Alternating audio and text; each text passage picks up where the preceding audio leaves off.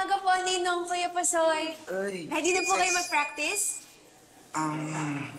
Sina Hyra po, tsaka yung iba, nasan? Pasensya ka na, inaanak. Ayaw mag-practice ng mga tao ngayon eh. Bakit po? ang mabuti pa, ayusin na lang natin yung backdrop dun sa multipurpose hall. Wala kasi sa mood talaga yung mga tao ngayon eh.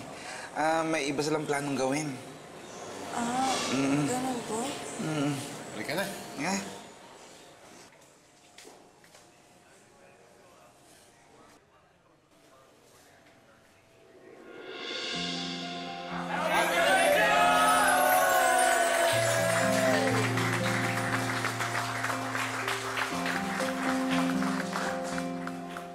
Tay, Nagsaba ko itong ninong mo eh. Hindi man ako nakapunta sa graduation mo. Baka pwedeng magkaroon tayo ng sariling graduation. Oh, sandali lang ha. Diyan ka lang. Sandali lang. Congrats, Princess! Yes!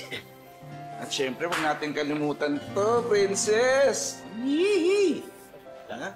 Ipinakikilala ang valedictorian ng Bagumbayan City Jail, ang ating prinsesa, Princess Pascual!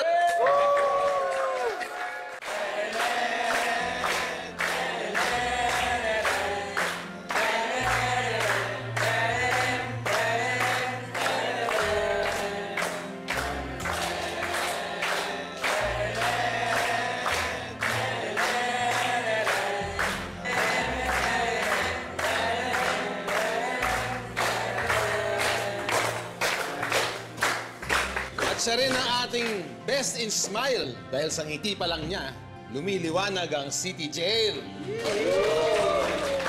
Sir, go na. Yun! But wait, there's more! Siya rin ang ating best service provider! Yay! Princess! Teka. Paano ko? Hoy, ito. Sa'yo na yan. Oo. Happy graduation. Yay! Speech. gusto ko lang po magpasalamat sa inyong lahat. Mas masaya pa po ito kaysa sa totoong graduation ko. Kasi lahat ng pinaka-importanting tao sa buhay ko, kasama ko po dito ngayon.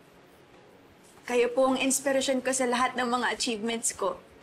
Pinakita niyo sa akin na ang tao, pwedeng magbago yung buhay basta magsusumikap. Kaya pangako ko po sa inyo, gagalingan ko palagi para maging proud kayo sa akin. Lalo na po si tatay.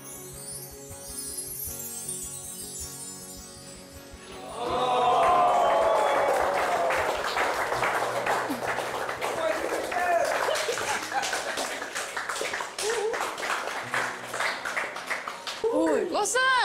Oh, sabay tayo. Happy graduation. Sige. 1, 2, 3. Happy graduation!